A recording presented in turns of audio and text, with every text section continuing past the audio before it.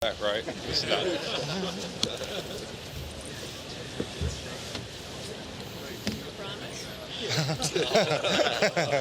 Yeah. Yep. All right, if you guys do have a question, since there's so many people, try and raise your hand, and I'll just call on you so we can keep some semblance of order. We'll start over here. Bill? With the Texas game being early and the Big Ten schedule being what it is, Big Ten teams, this is probably going to be tough every year. Do you think that will coaches make program change the way they schedule? I don't know. I think you want to have the competitive nature, and regardless of what you do, and a lot of these schedules are scheduled out a while from now. So for us, we're just going to play whoever we have to play. You know, we're excited about every opportunity we get, and we're excited for every game we get to play. Dennis? Sherrone, what is your version of climbing up in a tree to get a recruit, taking your shirt off, just getting photographed with guys? What version of that, Jim, is you? What's your Really, my version of that is getting to know these kids inside and out, everything about them, about who they are, how they tick, who's going to help them make these decisions, and continually to show them, who I am as a person, and let them to get to know our program, get to know us, and get to know me. And that's what I'm going to do. Coach was his own man, and I'm my own man, so we'll do it that way. On the right there. When you were recruiting Donovan Edwards, what kind of kid was he then, and what has he turned into today, you believe? I mean, he's the same energetic person he's been since I saw him in high school, walking the hallways, dapping everybody up, smiling, laughing, on the field making the plays. He's just become more mature, really grown in his spirituality and his faith, and that's probably the biggest thing. And then as a leader, he's always been a leader, but now he's a leader of men in college and really done a good job of that. So he hasn't changed from the personality he is, but just matured a little bit. Heather? Coach, you mentioned on the big stage leaning into your mentors, and I was wondering how often you do talk to Coach Harbaugh, and what's the best advice that he's given you? Yeah, I just talked to him about 2 days ago, and just continue to say "do you," because it was working, and it continues to work. So for me, he's always himself. He's always just going to tell me the truth, and I'll talk to him as often as possible. And he told me, his phone's there, and he's just waiting to be counted on. So I'm excited to call him again soon. Over here. James? With all the continuity that you guys have maintained, the culture you're trying to keep intact, do you feel like the spirit of Jim Harbaugh is still alive in Michigan? Yeah, I think the spirit of Bo, Jim, all the great players before us, those spirits are together. And really, as he'll tell you, as he always did, it's about the players. And really, the players are maintaining the culture and the brotherhood that we have. So to watch them every single day is really what's kept us where we are today. Isaiah? The quarterback battle, you've got a lot of options there. How do you, when it comes to making a decision, how do you balance playmaking ability versus just consistency, accuracy? Like, how do you balance all the different traits that they might present? Yeah, like I said earlier, I think the number one thing is who's going to take care of the football. Who's going to be the guy to take care of the football? Our defense is going to provide them a bunch of different looks. They're going to have Mason Graham and Kenneth Grant running at them, and Josiah Stewart and just Jay Sean Barham and Will off the edge and Macari and all these guys and the different looks. So who's going to take care of the football? Who's going to make a play? And then the next thing, who's going to really lean on the team win and team first mentality? And for us, we'll get a good feel as we go through training camp. Don't know what the day is, don't know when it'll be, but you guys will know as soon as we do. All the way in the back. Maybe.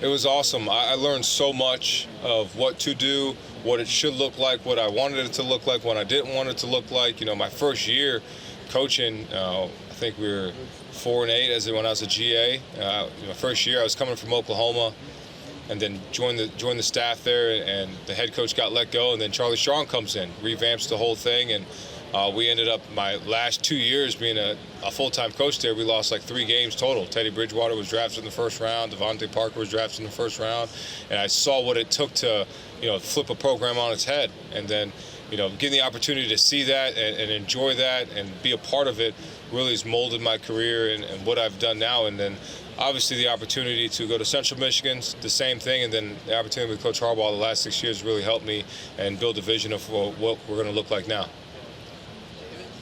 Hey, Coach, when you finished your speech on the big stage earlier, Donovan was actually sitting in the crowd clapping, and he said, "What? No." He looked at all of us and said, "What? No applause." What does that mean to have that kind of support from him as you step into this? Yeah, I mean, the players are all the support we need.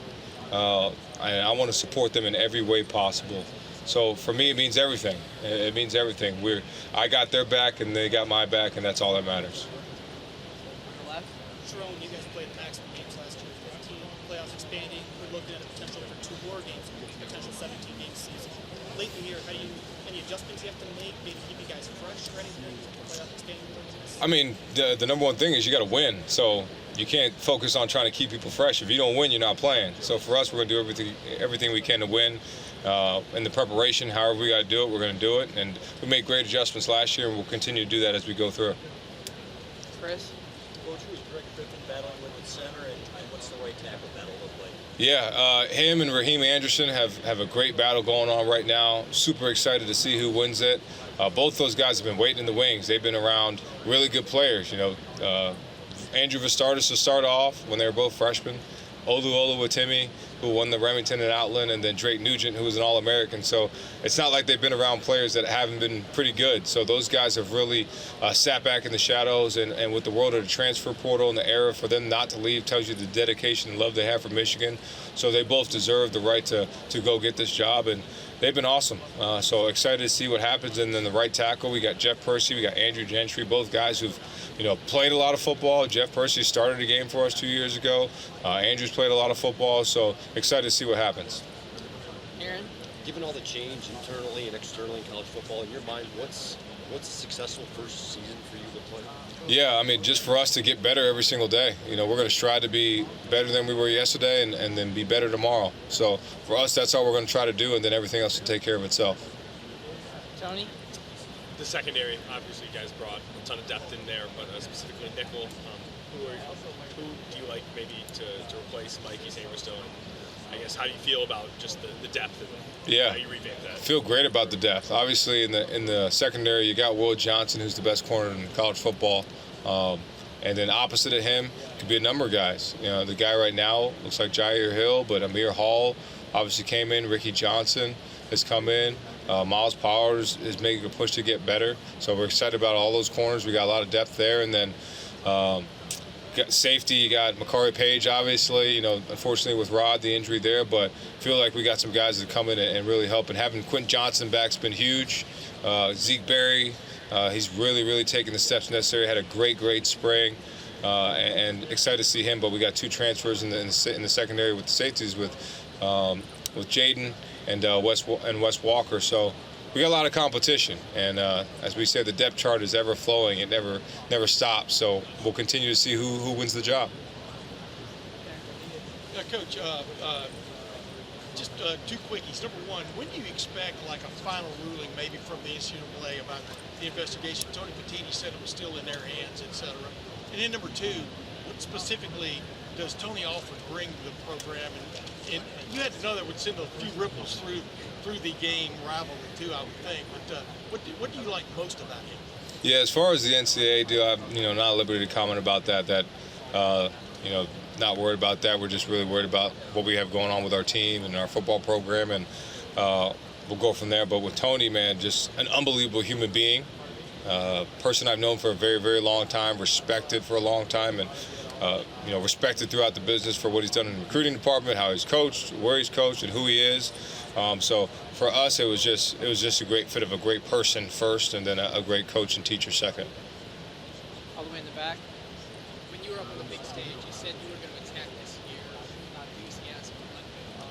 Contagious enthusiasm. So a bit of a hardballism like that.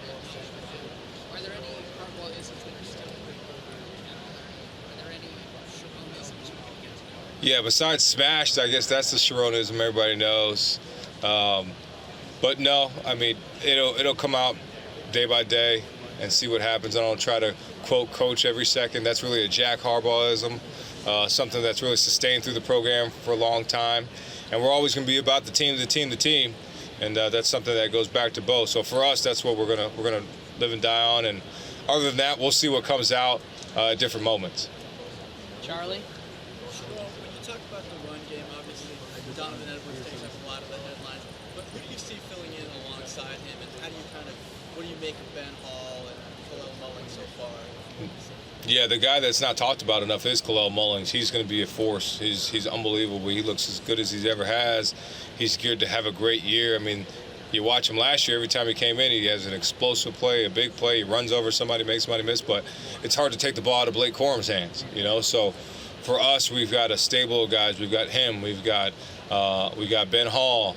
We got Cole Cabana. We got this freshman Jordan Marshall. I mean, we got Micah Capana. We got guys left and right. So we're really excited about that group and continue to go day by day. Tom? Yeah, Sherrone, I know camp hasn't even opened, the regular season hadn't opened, but of this head coaching role you're in, I know you had a lot of taste of it last year. What's the thing that's really kind of surprised you about that role, whether it's dealing with alumni, donors, whatever, that's like, wow, I didn't know what I signed up for. Is there anything? Yeah, a lot more pictures you got to take. That's probably the biggest thing. Like, I didn't realize it was this many for me, but all the other things that come with it, I figured they would. You know, the donor events, the alumni, the meetings, the head coaching meetings with the other head coaches. You know, there's a lot more of those than I thought. Just talking about issues that we have to deal with as coaches and making the best decision for our student athletes. So probably those are the biggest things. But really, the coolest thing is that I get to be around every player on the team and hang around all the players. You know, from the kickers to the walk-ons to the starting quarterback, whoever that may be, and to the linemen, to the receivers. So, like, for me, I get a chance to hang around all the players. That's pretty awesome. Austin? Sherrone, do you think it's harder to create that hunger in a team after you've won a national championship, and how do you go about doing that? No, I don't think it is. I think when you're at Michigan, you're always hungry to win. And the tradition, the passion that we have at Michigan, we're always hunting to be great. We're always hunting to win. So for us, there's no complacency of what we want to do and who we want to be every single day. Over here, James. Sure. You mentioned on the podium that the blueprint's in place. You don't want to mess with it too much, but you want to put your own flavor on it. What is the Sherrone Moore flavor? I mean, we'll figure that out as we go through camp. You know, the different things, the processes in which we attack it, we're just going to keep doing it. And the hard work, the toughness, the mentality that we attack everything offense, defense, special teams with, we're going to do. You know, more music at practice. Coach didn't play music at practice, and I'm guessing the Chargers are finding that out now. But everything else, yeah, you know, there'll be things here and there that are different, but most of that stuff's going to stay the same. Dennis? Sherrone, can you imagine taking over this program without 7 years invested, without coaching 3 or 4 games last year, without being a coordinator, you know, having that safety profile? And kind of following up on Austin's question, if anybody deserves a honeymoon year, it's you. Do you see it that way? First of all, on the first question, I think that, you know, all those experiences have shaped and helped me to right now, to allow me the chance to get this opportunity with this great staff that I have and great players to lead this program. And no, there's no honeymoon year. We're just ready to attack. All my life I've been a competitor. I've wanted to win, and I've tried to win everywhere where I've been. And like, there's no time off. There's no, let's take a step back. Like, that's not our goal. Like, we know what we want to do. We know how we want to attack it. I'm hungrier than ever. Next one is Isaiah. Obviously, you've had some of the freshmen on campus as early enrollees, got the rest in, but they haven't been through camp. But who's impressed you, whether they're the guys who've been around or even some of them who are newer? Yeah, I think to watch these freshmen, man, talk about a mature group. I'll start with the quarterback, Jaden Davis. Dude just makes plays every time he was in the game, you know, in the spring. And he did a really good job of handling things, still learning the playbook, still learning the game, adjusting, but phenomenal job. 2 guys that excited to watch, both receivers, Amarion Stewart, Channing Goodwin. Those guys are really electric, have some ability. Whether they play early or not, we'll see. But excited about them. All the linemen, we had 5 of them enroll and super stoked about them. But Jordan Marshall has a little bit of Blake Corum mentality in him and skill set, so super excited about him. On the defense side of the ball, the guy probably most excited about as a true freshman is Dom Nichols. Big, long athlete, goofy as can be, funny as can be, but dude can play, and super excited to see what he does this year. What are your expectations expectations for the Washington game, obviously it's not going to be the same as the national championship. Is it any different being a Big Ten matchup? What are your expectations for the game? Yeah, I mean, I think obviously it's different because it's a regular season game, and you got another game after that, and all those things. And the national championship's different than any other game, so a little bit different. But as far as when you get into the game, it's going to be a competitive game. They're going to be a good team. They're going to be well coached, so we got to prepare like any other game. How much do you know about Jim Fish coming in his tenure at Washington? I know a little bit about Jed. I know he was at Michigan, and I've had some conversation with him, and know he's a good coach. So excited for our competition with them, and excited to go out to Washington. Angelique. Sherrone, we didn't see Jack Dunham in spring, but what did you see from him last season and even this summer? Yeah, he's been great, man. He's been accurate. He's been throwing it hard, throwing physical, fast, and he looks good. Jack's had the unfortunate favor to be behind Michael Penix Jr. and J.J. McCarthy, so he's excited, to say the least. So watch him compete. We're ready, ready to see what happens. Did you see doing something like 2021 where you had Cade and then brought JJ in, packages, whatever, quarterbacks? Yeah, we're just going to play the best 11. We'll see. Reiner. Sherrone, how much do you get the sense that people do think from the outside that there will be some kind of drop-off? I mean, I think there's always everybody's speculations and opinions, and it's not our job to really care about what everybody else thinks. So for us, it's whatever, we know who we're going to be, and that's all we're going to do. And to follow up, I mean, at Wayne State, you kind of told some campers, like, one of the messages, hold their breath so that they suffocate. I mean, do you apply that to the team and kind of the mentality that you coach with? I mean, what kind of messaging to the team? Yeah, I mean, for me, for the team, they just see my interactions with them every day. They know how much I love them, how much I care about them, and how much I believe in them. So that's all they really need, and they got enough motivation being in Michigan. Next one is Chris. Coach, particularly games been huge for you guys the last several years. Is Dominic here now, and have you seen him come in yet? Yeah, Dominic's here. He's been awesome. Dude's got a leg. He can boot it. Been super accurate. So super excited about him. And then, can you win the Big Ten this year, and why? Yeah, I think, every year that's what we're going to try to do. We're going to try to compete to win the Big Ten. And if we do, it's because we took care of the football, we played great defense, and we played as hard as we could every game. Seth? Yeah, Coach, you talked about on the big stage about kind of delegating responsibilities and something that you need to get better at. I was just wondering how that's going with Kirk Campbell and how much maybe you want to, as a former offensive coordinator, maybe have a hand in the offense, but then at the same time give it to him as something for him to work with, how that dynamic's going to go. Yeah, it's been great. I mean, Kurt, I trust in and out. I mean, he's done such an unbelievable job, and I told a story about we won the national title, and we go back to the office, and Kurt's in there yelling at the screen because somebody's route depth wasn't right. I'm like, dude, go home. We just won the natty, bro. Like, go. But that's the type of guy he is. So for me, it's less and less difficult to delegate things when you have people like that around you, having him and having Wink and having J.B. Brown. Those guys are unbelievable, tough, hard workers, and their number one goal is the team, which makes it most important for me. Adam?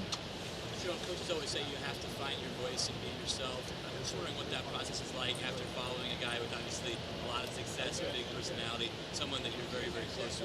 What's that like as a young first-time coach? Yeah, it's being me. I can't be coach. I can't be Jim Harbaugh, and I never will be. So for me, I go as I go. I'm not going to change how I am.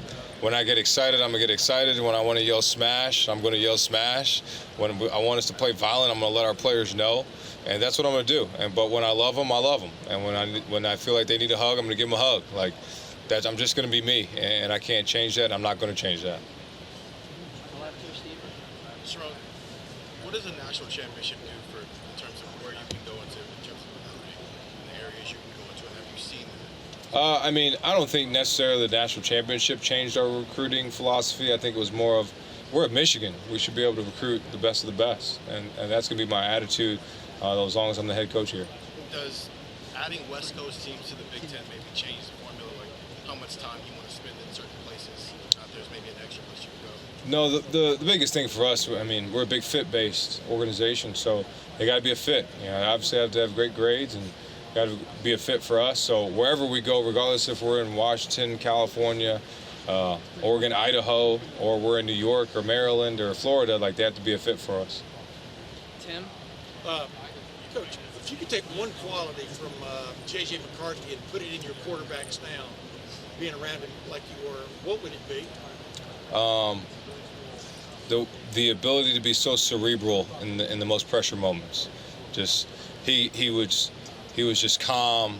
He was vintage. He was himself, but he was always ready to attack. And you can always count on him when the big plays were there, and you needed somebody to make a big play. He'd make it, or he'd let whoever was supposed to make it, and wouldn't go out of the way to do something crazy. So I think he grew to that, and excited to watch our quarterbacks do the same. What's the secret of finding that in new guys? You know what I mean? Yeah, I don't think there's a secret. I think it's the work. I think it's the work that we have to do throughout training camp to find that. Middle. Coach, a player that ended up on a lot of people's radars last season was Sherrone Moore. Can you talk about his development and also how his intensity is indicative of the program? Yeah, Samaj is probably one of the best practice players on the team. I mean, he practices so hard. He probably loses about 5 to 6 pounds every practice. He's got to gain it back. But the guy runs hard, runs physical, and for being a guy that's so little in stature, he plays like he's 200 pounds, and he'll tell you that too. So, but he's done an outstanding job of changing his body in a good way, of continuing the speed. Got a 4.0 this semester, so that was a big change to allow him to get the number 0, which he wouldn't stop bugging me about. But he's done an outstanding job, and excited for what he's going to do this year. Pete? Coach Harbaugh, Jim was just such a big advocate about revenue sharing. Mm-hmm. Now you're spending your whole summer, I'm sure, trying to wrap your head around it. What's that been like, and how is Michigan kind of echoing what Jim was all about, going to be all about revenue sharing? Yeah, we're all about it. We're all about supporting our players in every single way. Our administration is aligned and ready to do that and figure out the best way to allocate all those funds to our student athletes. So we're all in for it, and we knew Coach wanted it, and we're definitely hands with doing that. How's your NIL collective evolved, you think, in the last 6 months? It's been huge. They've done an outstanding job. They just realized what we have to do and how we have to compete. It's part of the game. It's part of it. You got to have a plan. And we continue to be aligned as an administration and collective to get there. Anthony? Sherrone, Ben Herbert was kind of a not-so-secret weapon in terms of getting your guys physically ready the last few years. So what do you make of the job that Justin Trust has done for the last 6 months or so? Yeah, so Coach Herbert actually came to a practice or a walk-through-ish thing that we can have, per NCAA rules. We can do stuff without, going against the defense, all that. And Herb said, nothing's changed.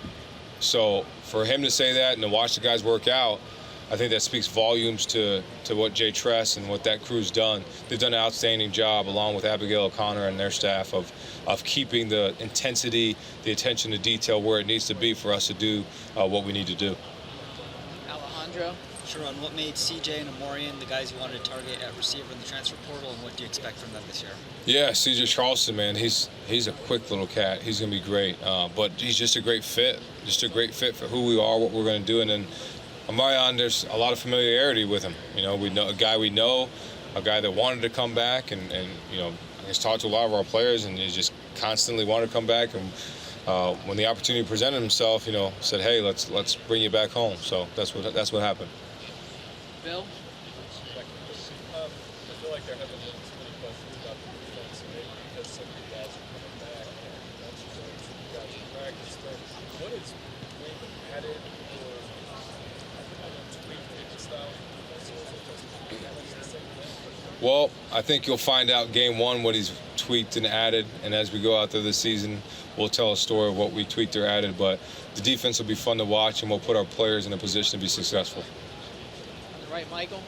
Sherrone, what are some of the things that you noticed about Kirk when he called plays during the spring that were kind of maybe his unique traits or his fingerprints that he could put on things as a play caller? Yeah, I mean, during the spring, you saw a little bit of what we did, or a good bit of what we did, but you can see his flavor on it. And I think he's going to do an unbelievable job. He's creative, he's smart, he's detailed, and he's going to find every way to attack defenses, and even more ways than I did. So I'm excited to watch the offense develop.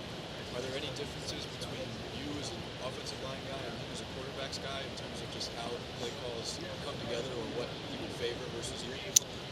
No, I think more so, like, it's going to be different because it's going to be different players. So you're going to get the ball in the playmakers' hands, and whoever those people are, we're going to make sure they get the football. So we both want to win, so we're going to get the guys in the ball in their hands that they're going to help us win. Bill? Sherrone, for 2 decades, Ohio State dominated the rivalry. The last 3 years, obviously, you flipped it. What do you think's been the key to that? And how much do you value it? We think about them 24/7, 365. So that's what we're going to continue to do. That's how we're going to continue to attack it. And, you know, we're just going to attack our process. You know, we really can't be worried about what happened in the past and what the future holds. We just got to worry about today, and that'll dedicate and predict what we do in these future games. Sherrone, it seemed like, especially through the last 3 years, winning the Big Ten, making the playoff, that roster continuity was maybe a bit of a superpower for you guys, for lack of a better term, and keeping guys from leaving in the portal, the one more year fund. How valuable is that to not be trying to fit in new pieces all across the place and just running it back with the same guys who know each other, who understand what's expected of them, versus trying to kind of retrofit a team every year? Yeah, I think you have to have that to be able to compete. You got to have the same or similar guys in your locker room, and then develop the culture, have it sustained, and continue to roll it over to the next people that join your team. So for us, it's been invaluable to have those guys to come back every year. And how much does NIL play a role in that? Obviously, the one more year fund was big, but it seems like that can be a targeted practice for you guys going forward. Yeah, I mean, I think some of it is part of it, but, you know, the number one thing is, you know, they want to go to Michigan. They want to be a part of that brotherhood, that camaraderie, and they want to do what they came to do in the first place, which is continue to win championships. Changes with how you use analysts? How do you plan on incorporating them into the staff? Yeah, I mean, we figured that would come in. We got a plan, so, you know, guys that can coach, and we've distributed it out as we've gone through, and I guess everybody will start to see it. Does that take some of the load off maybe the primary coaches? I mean, I think it just gives them assistance and allows people to get detailed in other areas and let other people to help them, you know, because nobody knows everything, so you need the assistance and help, and then it just allows more coaches to coach on the field, which is necessary. We got so many players on the field, so everybody needs coaching, everybody needs direction, so now you have more eyes on those young student athletes. Tony?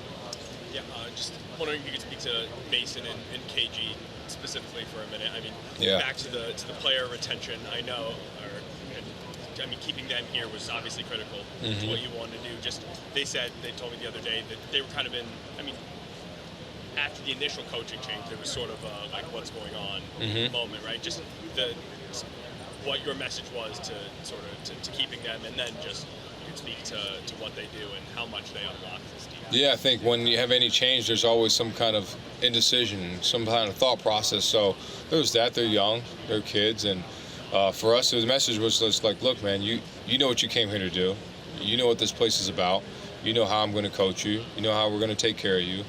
You know, the decision's on you. And it wasn't very hard for them to do that, you know, to stay at Michigan, a place they've dedicated, that they trust, that they understand that's going to take care of them and set them up for life. So that was that. But those guys have been working their tails off. They are not satisfied with anything. They're very hungry.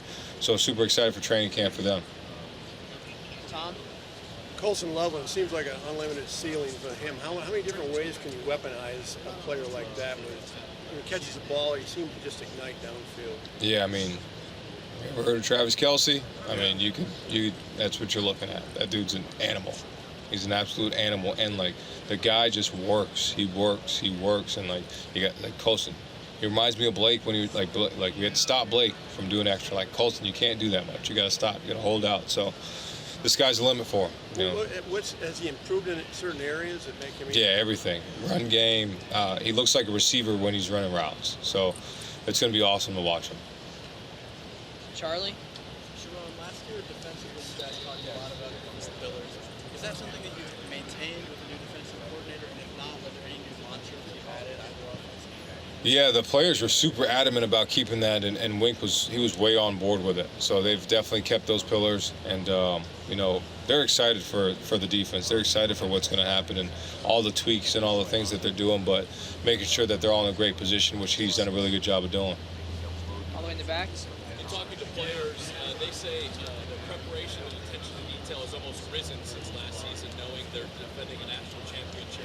Have you noticed that in your team as well? Yeah, I have. I think when you have guys that haven't played as much, with as much game experience, but you have enough of them, they know they've got to take it up a notch, and they're not satisfied. They're very hungry to be successful. So I've seen that, I've seen the times of there's just guys in the building and they won't leave, and you want that. That's what you need. So when you have that, you got a great culture and great program set up. Chris? Yeah, he's been great, man. It was great to see him. I watched him just do some drills the other day. He looks good, and I think he'll work out the kinks in the first week of training camp, and he'll be ready to go. Can you talk about some of the young offensive linemen that are waiting to return that you have your eye on? Yeah, I mean, I think, I'll just start with the O-line. Guys like Miles Hinton and Josh Preby have done an outstanding job. I think they're going to be superstars. I said it last year, Miles Hinton could be the best one of them all, and that includes the guys that were there. So he's done an outstanding job. Andrew Gentry, really excited about what he's going to do this year. Super excited about him. Gio El-Hadi is a guy who's been waiting, who's been behind two an All-American, All-Conference guards, and he's played in games, he's started in games, and been a stalwart for us. So super excited about him. And a guy that nobody really talks about is Dominique Cadiz, who moves from D-line to O-line. He's really taken a step in the right direction. So excited to see where he does. Angelique?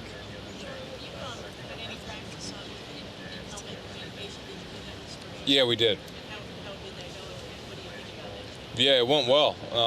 It was funny because you turn on the radio frequency and you can just yell at the guy to say different things. So I would just be messing with people. I grabbed one on the defense side and yelled at Ernest one time and yelled at somebody else. And so it's gone well. The players really, really like it, and it's just going to take some more getting used to as we get through training camp.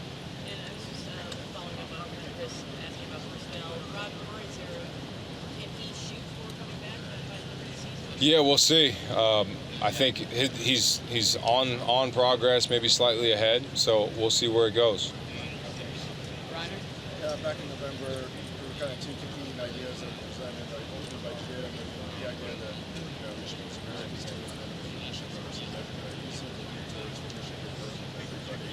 How's that informed your approach coming into this season, kind of having to repeat when you are hearing some of the other stuff about what can and can't be done?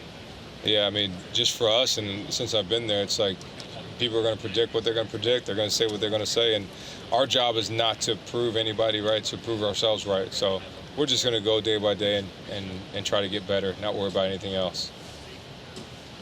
Isaiah? You touched on some of those transfer guys in the secondary. A lot of them had a lot of experience with a lot of takeaways. What have you kind of seen from them since they arrived, and particularly on Amir Hall? What does he bring? Yeah, I mean, obviously experience, and guys that, Amir was an All-American at the FCS level, and guys that really have just submerged in the culture. And I think our coaches have done a really good job. And I was obviously a part of bringing in transfers in, but bringing in guys that fit, no egos, that are all about the team, that want to see the team success. And that's what we have. All those guys have been great. And you find out more about them when you get the pads on and it gets a little adversity and you get beat once. You need that to see how they're going to react, because in a game that's going to happen, what's the next play going to look like? And then you want to see them hit. Are they going to be physical? Are they going to tackle? I think they are, but we got training camp, so that's what we're going to find out. Max Bredesen earlier today was talking a little bit about. Gosh, isn't he awesome? He's the best, isn't he? He's a good guy. Yeah.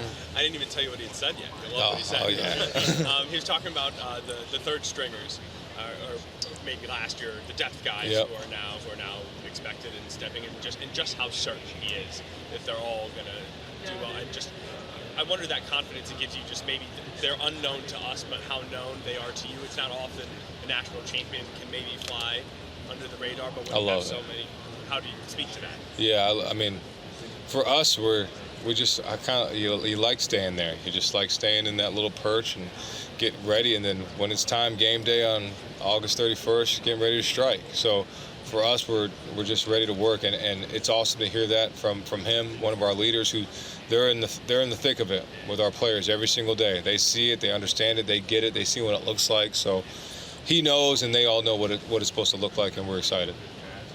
Aaron? Greg Crippen's the guy who's had to kind of sit and watch as you guys have brought in transfers the last couple years. Can you just speak to him, waiting it out, I guess?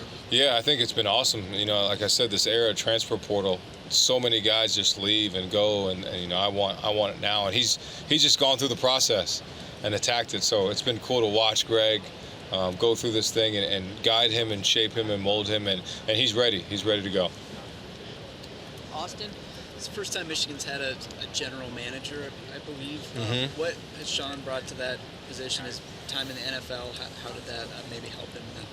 Yeah, I mean, obviously with all the things going on in NIL and revenue sharing, you have to have a plan, and part of that plan was bringing him in to manage a lot of that. So, you know, part of my delegating was, you know, making sure I had somebody that can handle a lot of that stuff. So he's been outstanding. He's been an outstanding addition to the program. He's so smart. He's so creative in his thoughts, and I lean on him for a lot of that stuff. You guys got anything else for him? Nice. Clayton? What about the edge guys impressed you? Josiah, Derek, and then kind of who behind that? What's impressive about that? Yeah, those guys are, I mean, it's like the pocket just shrinks so fast with those two guys. And great example is the Rose Bowl, the last play. People talk about the blitz off the edge, but it's Josiah Stewart on the backside that just takes the tackle and puts him on the ground, and he really stops the play. The dude is as strong as an ox, man. And Derek Moore is as elite can be. Doesn't say a word, just keeps attacking. Really excited for TJ Guy. You know, he's a guy that's been waiting in the wings, and he's watched the Aidens, he watched the Ajabos, he watched Mike Moe, he watched all those guys, and he's ready. He's ready to go attack this year. Did it surprise you at all how strong Josiah is when he came in last year, given his size? I mean, I've seen it before, man. I've seen, you know, it was Josh Uche all over again. We had Uche a couple years back who was like a snake, just venom, ready to go on third down, and you saw that back foot just revving up, going, and that's what Josiah is. And he's got some elite twitch, elite quickness, but elite strength too for his size. Reiner? Yeah, I don't know if you saw, but Ohio State's AD said that their NIL is like around $20 million in budget. Is Michigan's close to that? And how much have you guys made strides, I guess, towards, expanding that budget? Yeah, we're in a good place, and we're going to continue to build to make sure we're competitive. So we got a great plan, and we're going to continue to build. Would you say it's close to that figure? Yeah, I don't got the number on me, so I'm not worried about that number right now. Charlie? Sherrone, you talked a bit about Samaj Moore. Can you talk about the rest of the depth of your wide receivers who you've liked so far this spring? Yeah, Tyler Morris has been awesome. He's really taken on a leadership role. Obviously had the big play in the Rose Bowl, you know, surprised people. Really didn't surprise us, but a guy that's, you know, timed a 4.4 in high school. You know, people forget he was a highly recruited kid, but towards ACL in high school and then had been recovering and really ready to take the reins. He's done an outstanding job. Fred Moore is another guy, had a great spring. Kendrick Bell, younger brother of Ronnie Bell, has the ability to be great, really great. So excited for him. And then Amarion Walker, and then we talked about Samaj. So those are probably the top guys. Peyton O'Leary's a guy we're ready to see break out. You know, has had some good springs and really want to see what he does here in the fall camp. And then our young guys, see what they do. Chris? Coach Jimmy Roller's development. Have you seen that linebacker depth emerge? Yeah, he's been awesome. He looks like the Jimmy Roller that we thought we would get before he started to get, you know, the injuries and the dinks. So he looks good. He's in a good place physically and a good place mentally. Some other guys, you know, behind him maybe? Yeah, I think, you know, Jaden Hood's done a really good job. He's really stepped up. He's really changed his body and done some really good things. The guy that I'm excited to see is Micah Pollard. He's up to about 235 pounds, 240 pounds. He's played at like 205-ish, so he's been really good. Young guy, Cole Sullivan, man, he's ready to break out at some point. He's a true freshman, but he's a guy that I feel will play this year, whether it be special teams or a little bit on defense, but he's he looks like he's a defensive end, but he runs like a linebacker. So excited to watch him. All the way in the back?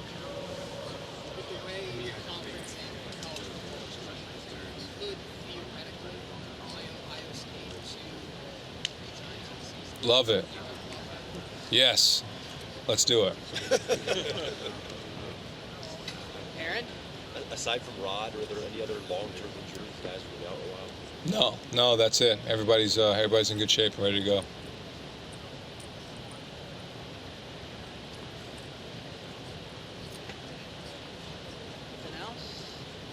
Ask now, or I'm out. Technically 2 more minutes, yes. It better not be a 2-minute question. Could be. You were joking earlier about, maybe you were joking that you never left the office last year. The first couple months I wasn't. on this job were kind of rough. You had a couple off the field issues you had to deal with. You had to rebuild your staff. What was that challenge? Did you ever think you bit off more than you could chew? No, I mean, I think, in life there's things that go on and you can't predict them, but, you just put them in God's hands and try to figure out the best way to solve the problems and the things that go on. And I feel like we got better. I feel like we got some really good additions to our staff and really good people. Super excited for we call him Sweet Lou, Lou Esposito, who's I looked at the defense side yesterday. All our defensive coaches have been coordinators, and it provides us with an avenue and outlet to have different voices and different views of different things that have seen all types of offenses. Coach Ryan Jean-Marie has been in the SEC. He's dealt with the fastest offense in college football every single day at Tennessee, right? And Lou been in the MAC, Memphis, dealt with spread offense, dealt with power offenses, and then Lamar, all types of offenses down in the South. So for us, it's been really cool. And then obviously Wink dealing with pro style and fast tempo and all types of things. So we got a lot of smart defensive minds in there that can handle a lot of different issues that people are trying to present to us. Not as much as I want to. Definitely want to keep more in touch with him, and we'll do that for sure exactly before camp. Last question over on the right. Can you talk about the tight end room and who's emerging behind Colston Loveland? Yeah, Colston is obviously an absolute beast. Max Bredesen is an absolute beast. The guy that will jump on the scene will be Marlon Klein. He is probably the freakiest athlete of all of them. So he's outstanding. The next guy that I'd say is really emerging is Deacon Tonelli, a redshirt freshman that has all the skill set and size. He walks in here, he looks like a guy who's probably a junior. So we'll see how he does in training camp, where he does. Zach Marshall's done a really good job. So that room is deep, and excited for him. All right, guys.